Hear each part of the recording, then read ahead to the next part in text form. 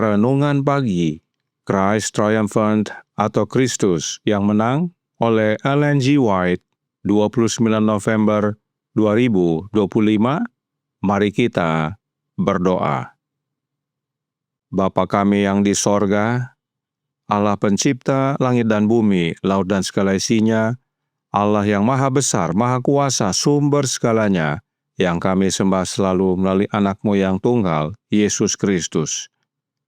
Terpujilah Yesus, anak Allah yang maha tinggi, yang adalah pokok anggur yang benar bagi kami. Pada pagi hari ini kami bersyukur boleh bangun dan berbakti dan sebagaimana membaca dan mendengarkan nasihat firman-Mu, kiranya ini menjadi pembaharuan bagi kami semua, agar mengumumkan pesan Allah yang terakhir kepada dunia, bahwa telah tiba saat penghakimannya. Beserta kami sepanjang perbaktian ini kehendak-Mu yang jadi, ampun kami akan dosa dan salah, karena kami berdoa hanya dalam nama anak Allah yang tunggal, Yesus Kristus, yang adalah Tuhan dan Juru Selamat kami. Amin. Renungan hari ini akan dibacakan oleh Saudara Farlan Lohonauman. Kepada Saudara Farlan, kami persilahkan. Terima kasih, selamat pagi. Bacaan renungan kita hari ini Sabtu 29 November 2025. Berjudul, Malaikat Wahyu 10 mengumumkan pesan Allah yang terakhir. Ayat intinya terdapat di dalam Wahyu 10 ayat 2 dan berbunyi, Ia menginjakkan kaki kanannya di atas laut dan kaki kirinya di atas bumi. Pekabaran Wahyu 14 yang menyatakan bahwa saat penghakiman Allah telah tiba, diberikan pada akhir zaman.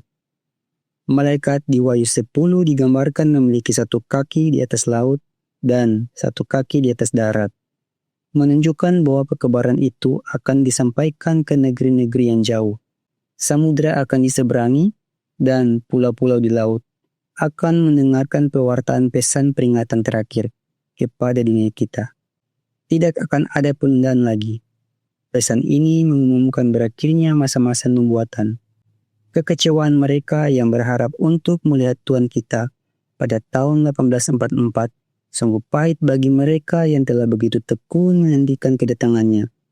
Atas perintah Tuhanlah kekecewaan ini akan datang, dan hati akan diungkapkan. Tidak satupun awan menimpa gereja yang tak dipersiapkan Allah. Tidak satupun kekuatan penentang bangkit untuk menggagalkan pekerjaan Allah yang tidak Ia lihat sebelumnya. Semuanya telah terjadi sebagaimana yang telah Ia nubuatkan melalui para nabinya. Ia tidak membiarkan gerejanya terlantar dalam kegelapan, tetapi telah menelusuri dalam deklarasi kenabian apa yang akan terjadi, dan melalui pemeliharaannya bertindak pada tempatnya yang telah ditetapkan dalam sejarah dunia. Ia telah mewujudkan apa yang dinubuatkan oleh Roh Kudus-Nya melalui ilham para nabi. Semua tujuannya akan digenapi dan ditegakkan. Hukumnya terhubung dengan taktanya, dan agen-agen setan yang bersatu dengan agen-agen manusia tidak dapat menghancurkannya. Kebenaran diilhami dan dijaga oleh Allah. Kebenaran akan hidup dan akan berhasil, meskipun terkadang tampak terabaikan. Injil Kristus adalah hukum yang dicontohkan dalam karakternya. Tipu daya yang dipraktikkan terhadapnya, setiap cara untuk membenarkan kepalsuan, setiap kesalahan yang dipalsukan oleh agen-agen setan, pada akhirnya akan dipatahkan selamanya. Dan kemenangan kebenaran akan seperti muncul matahari di siang hari. Matahari kebenaran akan bersinar dengan kesungguhan pada sayap-sayapnya, dan seluruh bumi akan dipenuhi dengan kemuliaannya. Semua yang telah Allah tetapkan dalam sejarah kenabian untuk digenapi di masa lalu telah terjadi, dan semua yang akan datang sesuai urutannya akan terjadi. Daniel, Nabi Allah, berdiri pada tempatnya. Yohanes berdiri pada tempatnya. Dalam kitab Wahyu, singa dari suku Yehuda telah membukakan kitab Daniel bagi para pelajar nubuat, dan dengan demikian Daniel berdiri pada tempatnya. Ia memberikan kesaksiannya apa yang telah Tuhan nyatakan kepadanya dalam penglihatan tentang peristiwa-peristiwa besar dan hikmat yang harus kita ketahui saat kita berdiri di ambang penggenapannya. Dikutip di dalam manuskrip 32 tahun 1896. Demikian bacaan renungan kita. Terima kasih. Terima kasih atas penatalanan Saudara Farlen.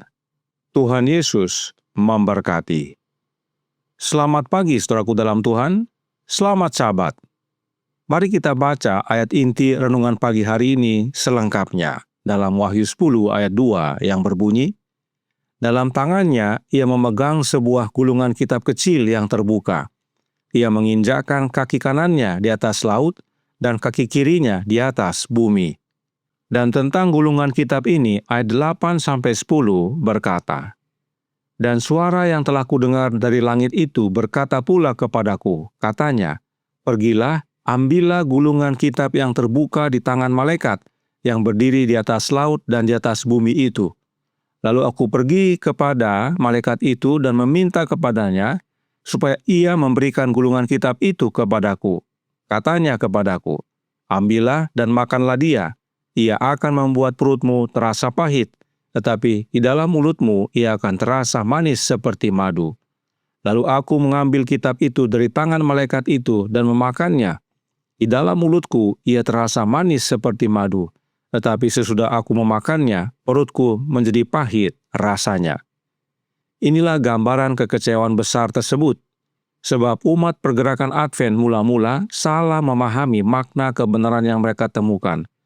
Mereka benar dalam menghitung tahun nubuatan bahwa akhir dari 2300 hari itu jatuh pada tanggal 22 Oktober tahun 1844. Tetapi mereka salah memahami peristiwa yang terjadi. Kedatangan Kristus yang dimaksudkan bukan ke dunia ini, tetapi kepada Bapanya. Inilah yang dikenal dengan hari pendamaian atau masa penghakiman pemeriksaan, yaitu saat Yesus berpindah dari bilik suci ke dalam bilik yang maha suci. Dan saat masuk ke dalam bilik yang maha suci, tentunya ada pintu. Wahyu 3 berkata dalam ayat 7 dan 8 yang berbunyi, dan tuliskanlah kepada malaikat jemaat di Philadelphia, inilah firman dari yang kudus, yang benar, yang memegang kunci Daud. Apabila ia membuka, tidak ada yang dapat menutup. Apabila ia menutup, tidak ada yang dapat membuka. Aku tahu segala pekerjaanmu. Lihatlah, aku telah membuka pintu bagimu yang tidak dapat ditutup oleh seorang pun. Aku tahu bahwa kekuatanmu tidak seberapa, namun engkau menuruti firmanku dan engkau tidak menyangkal namaku. Jadi, ada pintu yang mana bila Yesus buka, tidak ada yang bisa tutup, dan bila mana Yesus tutup, tidak ada yang bisa membuka. Roh Nubuat menjelaskan akan pintu ini dalam The Great Controversy halaman 429 paragraf 2. Tetapi terang yang lebih jelas datang dengan penyelidikan mengenai masalah Ka'bah. Sekarang mereka melihat bahwa mereka benar dalam mempercayai bahwa akhir dari 2300 hari itu ialah tahun 1844 yang ditandai dengan krisis penting. Akan tetapi, walaupun benar bahwa pintu pengharapan dan pengasihan melalui mana 1800 tahun manusia datang kepada Allah sudah tertutup, pintu yang lain terbuka, dan pengampunan dosa diberikan kepada manusia melalui pengantaran Kristus di bilik yang maha kudus. Satu bagian pelayanannya sudah tertutup, sementara satu lagi terbuka. Masih ada pintu terbuka ke Ka'bah sorgawi di mana Kristus melayani demi kepentingan orang-orang berdosa. Inilah pintu yang dimaksudkan dalam Wahyu 3 ayat 7 dan 8, bahwa benar pada akhir 2300 hari ada pintu yang ditutup dan ada pintu yang dibuka. Pintu yang ditutup adalah pintu pengantaraan di bilik suci, dan sebagaimana pintu bilik suci ditutup, tidak ada lagi yang bisa buka. Dan pintu yang lain dibuka, yaitu pintu bilik yang maha suci, di mana proses penghakiman pemeriksaan berlangsung. Dan tidak ada yang dapat menutup pintu pelayanan di bilik yang maha suci ini selain dari Yesus. Jadi, saudaraku dalam Tuhan, pada masa antara penutupan pintu bilik suci dan pembukaan pintu bilik maha suci, muncullah pergerakan Advent. Umat-umat pergerakan Advent mengira bahwa pintu kasihan sudah ditutup dan Yesus datang ke dunia ini. Tetapi rupanya salah. Masih ada satu pintu lagi yang terbuka dan umat manusia masih punya harapan, yaitu pintu bilik Maha Suci, di mana Yesus menjadi imam besar kita di hadapan Bapa. Tentang hal ini tidak ada penundaan. Itu sebabnya renungan hari ini berkata dalam Christ Triumphant, halaman 340 paragraf 3. Tidak akan ada penundaan lagi. Pesan ini mengumumkan berakhirnya masa-masa nubuatan. Kekecewaan mereka yang berharap untuk melihat Tuhan kita pada tahun 1844 sungguh pahit bagi mereka yang telah begitu tekun menantikan kedatangannya. Atas perintah Tuhanlah kekecewaan ini akan datang dan hati akan diungkapkan. Tidak ada lagi penundaan dalam penutupan pintu bilik suci dan pembukaan pintu bilik yang Maha Suci. Itu sebabnya malaikat pertama berkata, "Takutlah akan Allah dan muliakanlah Dia, karena telah tiba saat penghakimannya." Penghakiman yang dimaksud adalah penghakiman pemeriksaan atau hari pendamaian. Saudaraku dalam Tuhan, Spiritual Gifts volume 4b halaman 97 paragraf 1 berkata, "Kita hidup terlalu dekat dengan penutupan pintu kasihan untuk puas dengan pekerjaan yang dangkal. Kasih karunia yang sama yang sampai sekarang kita anggap cukup tidak akan menopang kita sekarang. Iman kita harus ditingkatkan dan kita harus lebih seperti Kristus dalam tingkah laku dan watak untuk menanggung dan berhasil melawan godaan setan. Kasih karunia Allah cukup untuk setiap pengikut Kristus." Kita sudah semakin dekat dengan penutupan pintu kasihan, dan pintu kasihan itu adalah pintu bilik yang Maha Suci. Bila pintu tersebut ditutup, maka keputusan final sudah ditetapkan bagi setiap kasus. Karenanya, kita tidak bisa hidup seperti sekarang ini terus-menerus. Kita harus semakin bertumbuh, semakin serupa dengan Kristus, agar kita dapat mewarisi kerajaan sorga. Dan bertumbuh semakin serupa dengan Kristus adalah serupa dengan karakternya. Itu sebabnya renungan hari ini berkata dalam Christ Triumphant, halaman 340 paragraf 6. Semua yang telah Allah tetapkan dalam sejarah kenabian untuk digenapi di masa lalu telah terjadi, dan semua yang akan datang sesuai urutannya akan terjadi. Daniel, Nabi Allah, berdiri pada tempatnya. Yohanes berdiri pada tempatnya. Dalam kitab Wahyu, singa dari suku Yehuda telah membukakan kitab Daniel bagi para pelajar nubuat, dan dengan demikian Daniel berdiri pada tempatnya. Ia memberikan kesaksiannya apa yang telah Tuhan nyatakan kepadanya dalam penglihatan tentang peristiwa-peristiwa besar dan khidmat yang harus kita ketahui saat kita berdiri di ambang penggenapannya. Dan tidak ada penundaan dalam penggenapan waktu yang Allah telah tetapkan. Karenanya jangan sia-siakan waktu, berjaga dan bersedia, itu oleh menerima Kristus tinggal dalam hati kita. Sebab Kristus tinggal dalam hati kita, itulah pengharapan akan kemuliaan, itulah kasih karunia yang cukup bagi setiap pengikut Kristus. Inilah pekabaran Allah yang terakhir bagi kita semua dan kita kabarkan kepada dunia. Tuhan memberkati, saya bawa dalam nama Yesus. Amin. Mari kita berdoa. Bapa kami yang di sorga, Allah pencipta langit dan bumi, laut dan segala isinya, Allah yang maha besar, maha kuasa, sumber segalanya, yang kami sembah selalu melalui anak-Mu yang tunggal, Yesus Kristus. Terima kasih atas nasihat yang indah dan menguatkan pada pagi hari ini, bahwa Engkau memberikan pekabaran terakhir kepada kami dan kepada dunia, yaitu telah tiba saat penghakiman-Mu, di mana pintu bilik suci ditutup dan pintu bilik Maha Suci dibuka.